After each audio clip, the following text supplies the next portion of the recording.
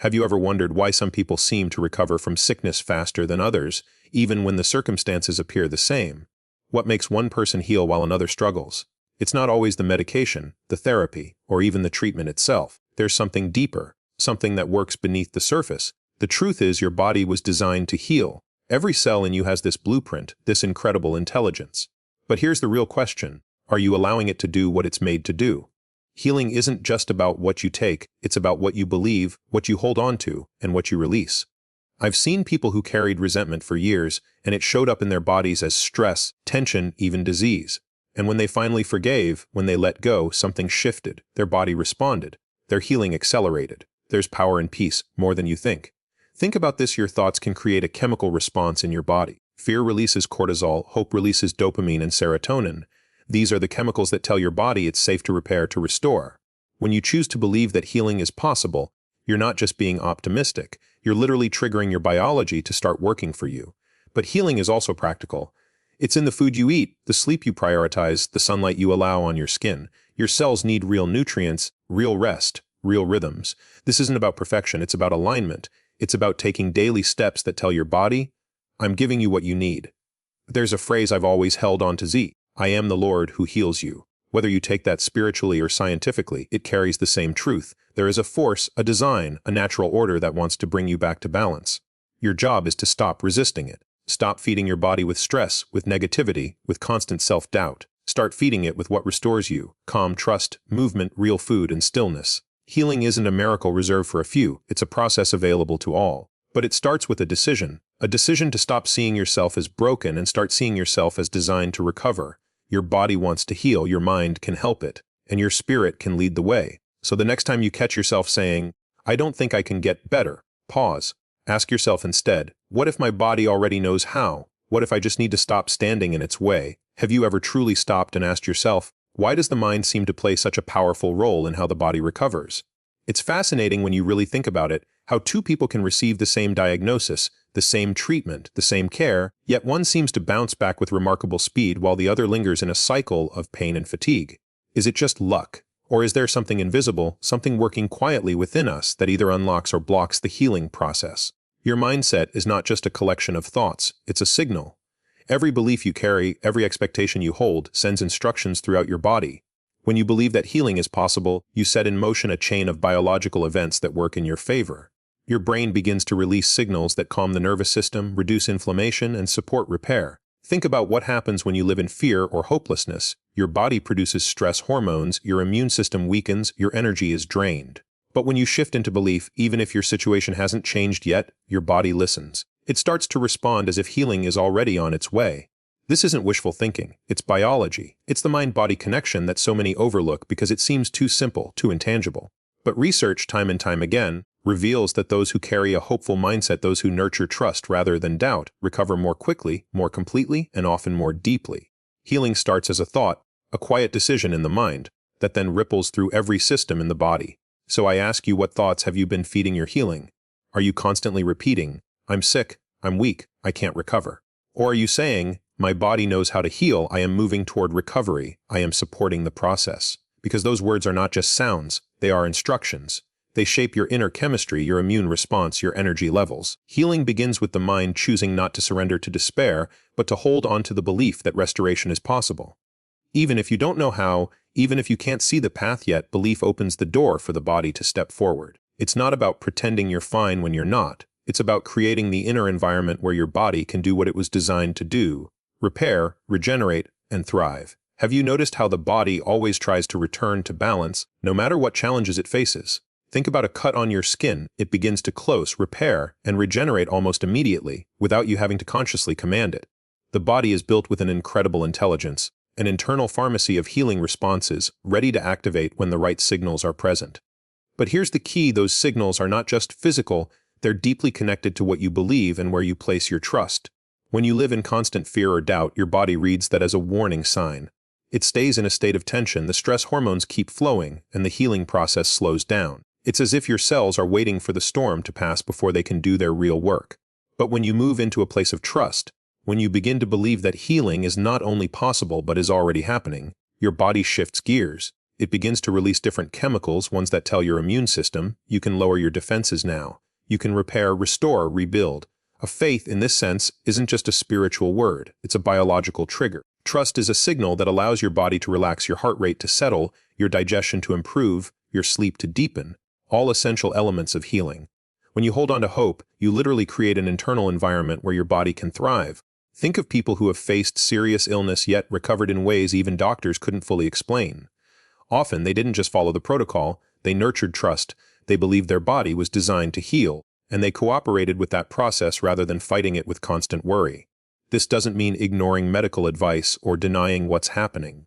It means aligning your inner state with the natural intelligence already working within you. Your body is listening to every signal you send it, through your thoughts, your emotions, and your faith. The more you trust the process, the more your body feels safe to do what it was created to do, restore you. Every day, without even realizing it, you make choices that either invite healing or delay it. The food you put on your plate, the hours of sleep you allow yourself, the way you respond to stress, all of these small, seemingly ordinary decisions are the building blocks of either recovery or resistance. Healing isn't always a dramatic event. Most of the time, it's the quiet result of consistent, intentional actions that send your body one simple message: I am supporting you. Imagine two people facing the same health challenge. One skips meals or fills them with processed, empty calories, pushes through exhaustion with caffeine, and carries the weight of unresolved stress day after day. The other starts choosing whole, nutrient-rich foods, allows their body to rest when it asks for rest, steps outside for even a few minutes of sunlight, and pauses long enough to breathe deeply and reset their mind. The difference over weeks, months, and years isn't luck, it's alignment. It's about cooperating with the way your body naturally wants to heal. Your cells are constantly rebuilding themselves, using the raw materials you provide. Give them poor fuel, and they struggle to perform. Give them real nourishment, vitamins, minerals, proteins, healthy fats, and they thrive. Your sleep is not just about rest, it's a time when your body performs some of its most critical repair work. Skipping that is like leaving the maintenance team locked out of the building. And stress, chronic stress, is like static in your body's communication system. It disrupts healing signals, inflames tissues, and drains your energy. The beauty of daily choices is that they are within your control. You don't have to change everything overnight. Start small. Add one more glass of water. Take a slow walk after a meal. Turn off the screen 30 minutes earlier. Breathe deeply before reacting. Each choice is a message to your body. I am creating the environment where you can recover. Healing often looks less like a miracle and more like a pattern built choice by choice, moment by moment. And the good news, no matter where you are today, you can begin creating that pattern right now. Have you ever noticed how a restless mind often leads to a restless body? When you are burdened with constant worry, unresolved anger, or the pressure of trying to control everything, your body carries that weight. It shows up in tight shoulders, shallow breathing, a racing heart, or that sense of exhaustion that never seems to go away. Inner peace is not just a nice idea, it is a critical ingredient in the healing process. Think of your body as a garden. Medicines, supplements, treatments, they can all be like seeds planted with good intention. But if the soil is hard, dry, and full of weeds, stress, anxiety, resentment, those seeds will struggle to take root. Inner peace is the fertile soil where true healing can grow. It's the quiet space where your body shifts from survival mode into repair mode, from fighting to restoring. Many people underestimate the power of simply calming the mind.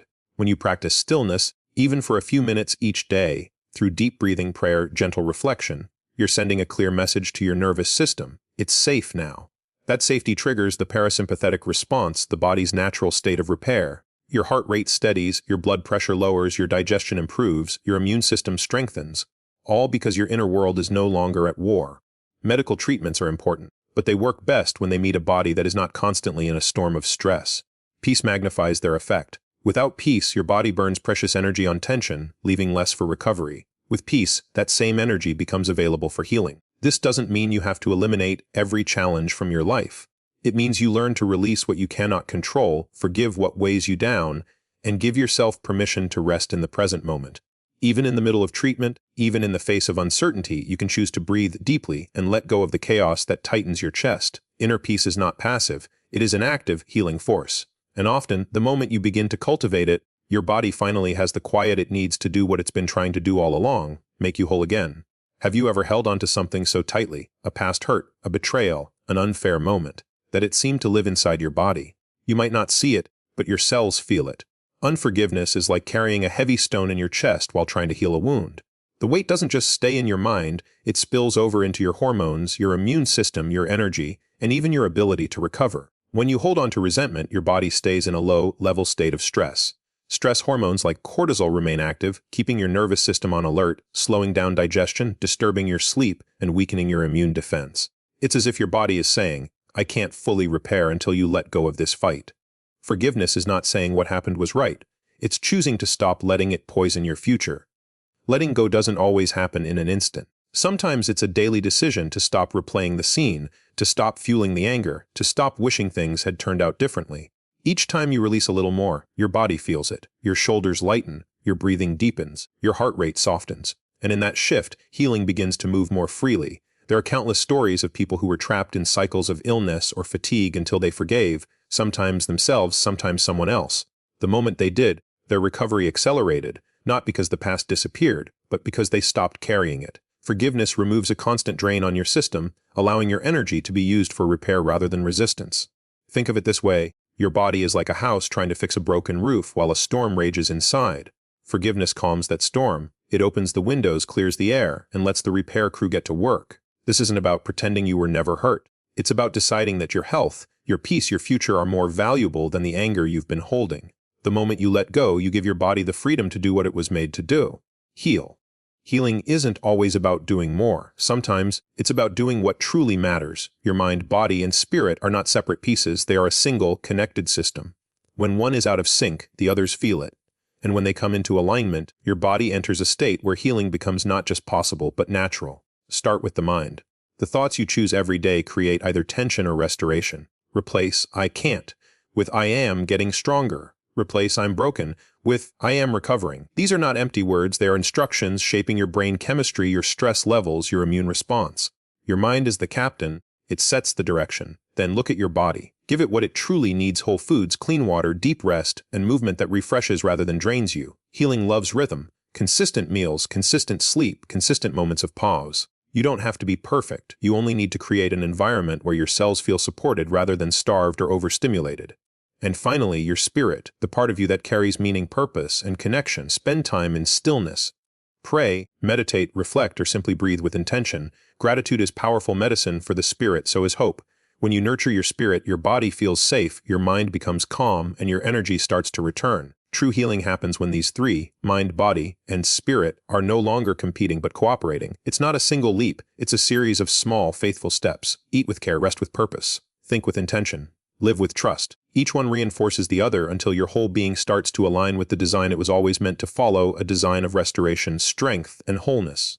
So, as you move forward, ask yourself, not, how fast can I heal, but how fully can I align? Because when you do, healing is not just an outcome, it becomes your natural state.